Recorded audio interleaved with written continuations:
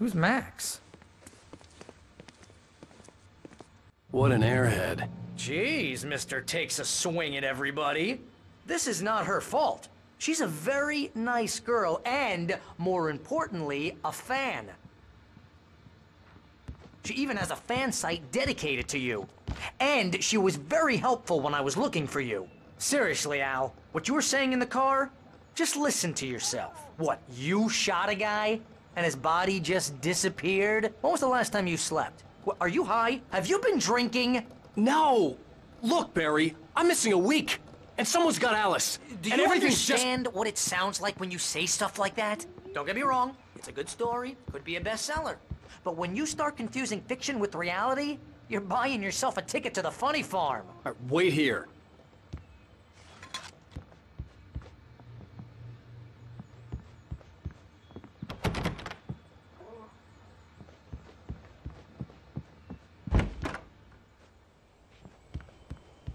Easy there, boy. I'm almost done. Hey, Rusty, right? You rent cabins. Oh, Mr. Wake. I'd shake your hand, but mine are kind of full here. Actually, I'm sorry about this. Would you mind grabbing the registration form from the desk? It's just across from Bucktooth Charlie. Okay, sure. Seriously, Al, you can't just go and meet a kidnapper. Those situations always end up in disaster. You gotta talk to the cops. She's my wife, and it's my call. Can we talk about this later? No, this whole thing, listen, you hit your head. I mean, geez, Al, come on. You gotta understand how crazy all this sounds. If you're trying to pull a joke on me, freak me out, it's working. Ha ha, let's have a laugh on Barry. Well, you had me going there real funny, Al. You can quit it now.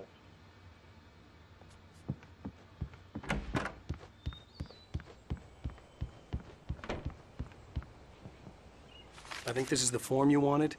And here are the keys. Okay, you're all set, Mr. Wake. Glad to have you staying here. Thanks. Can you tell me how to get to Lover's Peak?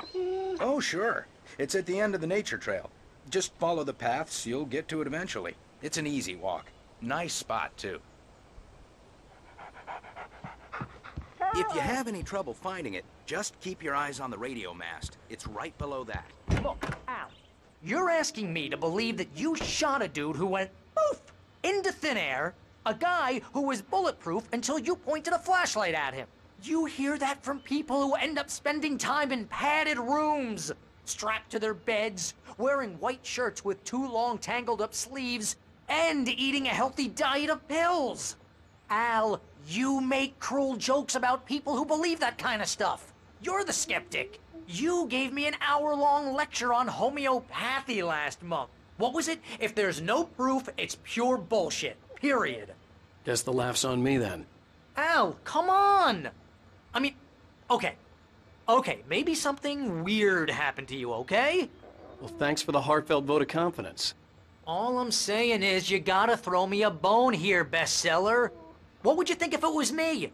There's no way you should be going out at midnight with a gun. No one asked you to come here, Barry. Either work with me on this or go straight back to New York. Your choice.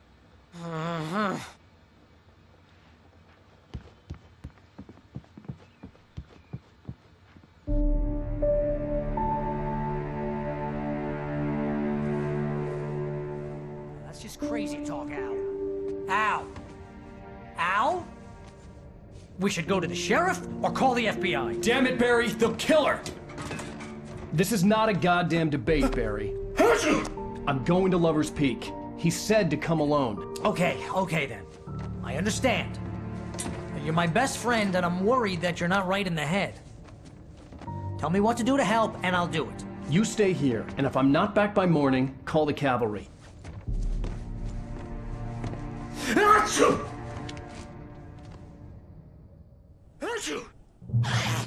Just be careful with the natives, Al. These yokels are dangerous. Everybody hates a tourist, or it'll be Deliverance all over again.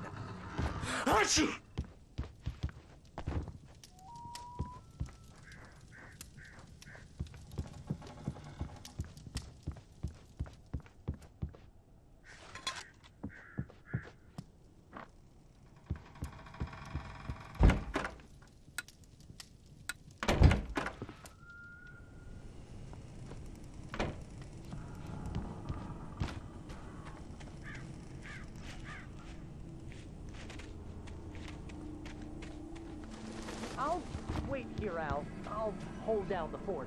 I'll be with you in spirit every step of the way, Al. Locking the door now.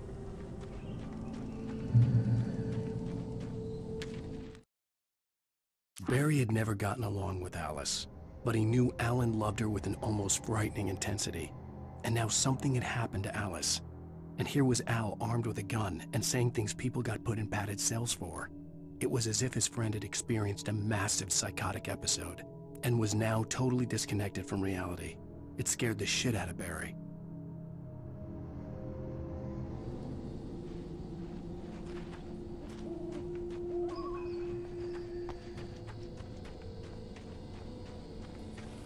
I knew I should have gone to the cops.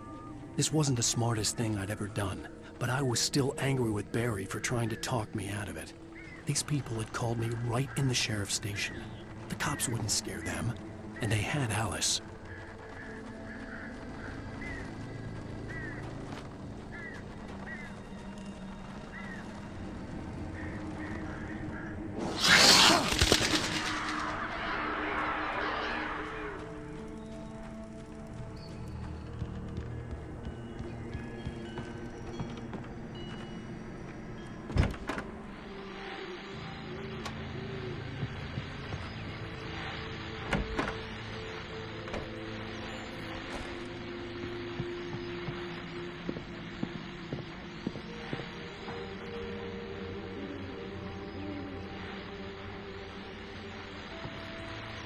Welcome back to the show, folks. As promised, our very own Dr. Nelson has just parked his rear end in the studio. Doc, what's your Deerfest plan like? My plan? You make it sound a lot more organized than I ever seem to manage.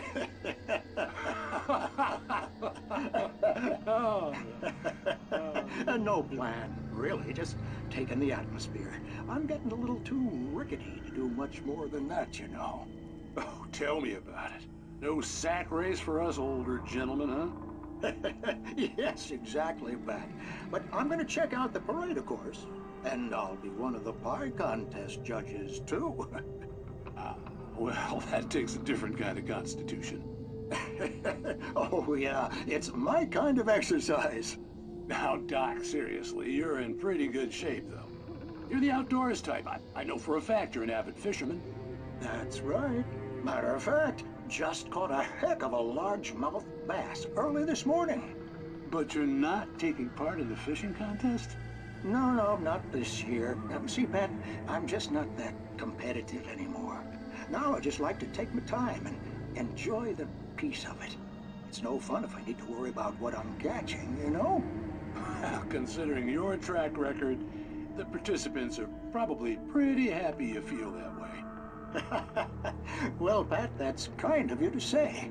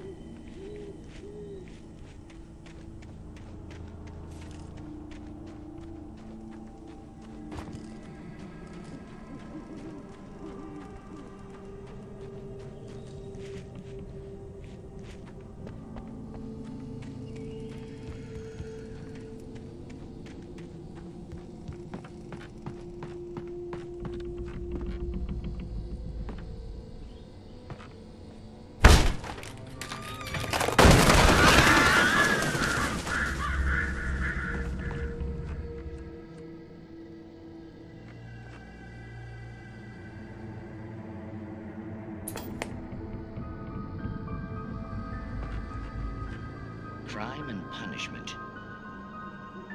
The cancer and cure of civilization.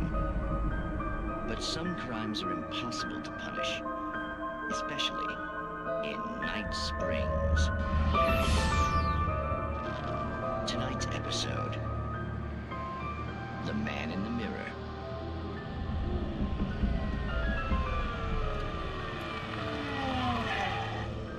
He's inside, Agent. He's a weird one. So, you're confessing to killing that guy, huh? Why? Had it coming? Yeah, but why would you do that?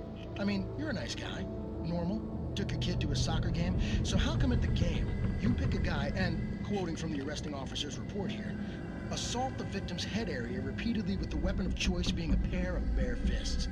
Wow, that sentence really flows, huh? Maybe you're not the literary type. Okay, so you mess him up. But why? Who was that guy? We couldn't ID him. Why would a guy like you do him like that? I didn't like his face. Well, you must have hated it, because you really went to town there. I mean, there's no way to tell what he looked like. No ID on him either. That must be difficult. But then we ran the fingerprints. Got a match. Your prints. Identical. Huh, how about that? Your son said you were wearing a white shirt when you took him to the game. But the white shirt is on the dead guy. It's plenty red now. You won't get away with this. Do you really think that's in any way relevant to me? I had plenty of time to talk to my boy before the cops arrived, you know? He won't stop screaming, am I right? You think he's ever gonna be okay? I left my mark. Believe me. You bastard. What? You gonna shoot me? What's the point? I'm going to prison. You got me. I don't understand any of this. And you never will. Don't worry. Maybe you'll see me again, Agent. Maybe in the mirror.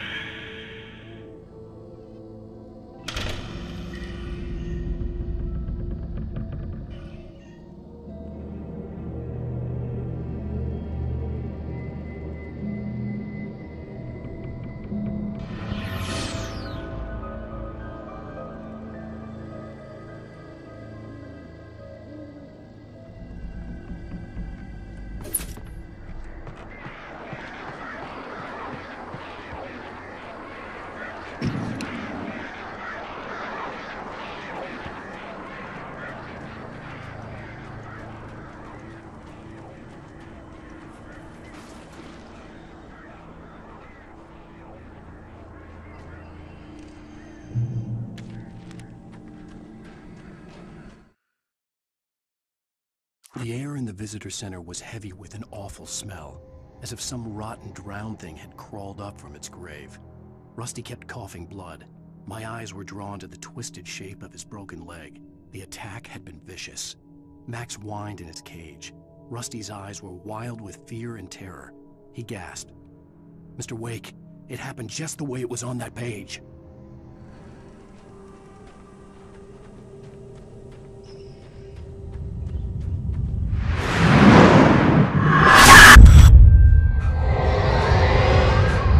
Vision left me weak. This was no head injury.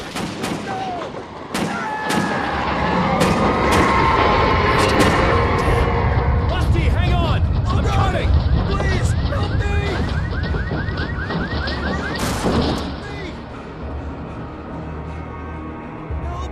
Help me!